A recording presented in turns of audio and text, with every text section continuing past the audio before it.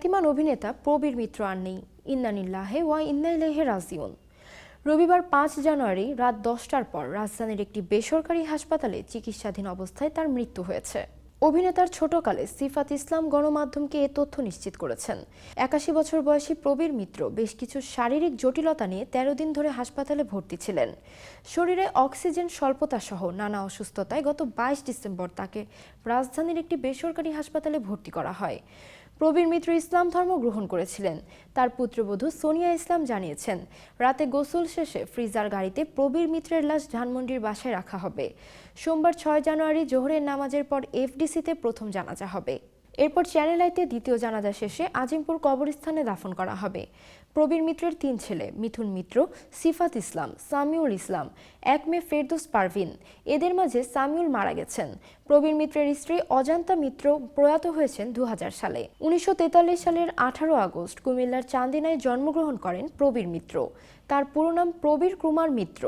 পুরান ঢাকায় বড় হওয়া প্রবীর মিত্র স্কুল জীবন থেকে নাট্যচর্চার সঙ্গে যুক্ত হন। স্কুল জীবনে রবীন্দ্রনাথ ঠাকুরের ডাকঘর নাটকে অভিনয় করেছিলেন তিনি।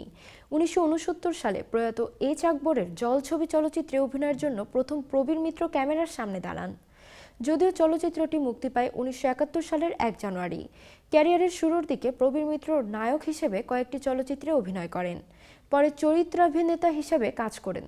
তিনি দর্শক জনপ্রিয়তা পেয়েছেন। ১৯৮২ সালে তিনি বড় ভালো লোক ছিল চলচ্চিত্রের জন্য শ্রেষ্ঠ পার্শ্ব চরিত্রে অভিনেতা বিভাগে জাতীয় চলচ্চিত্র পুরস্কার লাভ করেন। ২০১৮ সালে আজীবন সম্মাননা বিভাগে তাকে জাতীয় চলচ্চিত্র পুরস্কার দেয়া হয়। তিতাস একটি নদীর নাম, জীবন তৃষ্ণা, সেয়ানা, জালিয়াত, ফরিয়াদ, রক্ত শপথ, চরিত্রহীন, জয় পরাজয়, অঙ্গার, মিন্টু আমার নাম, ফকির মজনুষা, মধুমিতা, অশান্ত ঢেউ, অলঙ্কার, অনুরাগ, প্রতিজ্ঞা, তরুলতা, গায়ের ছেলে, পুত্রবধূ সহ ৪ শতাধিক চলচ্চিত্রে অভিনয় করেছেন তিনি। শারীরিক অসুস্থতার জন্য বেশ কয়েক বছর ধরে অভিনয়ে অনিয়মিত প্রবীর মিত্র। এ সময় ঘরবন্দি কাটছিল তার দিনরাত।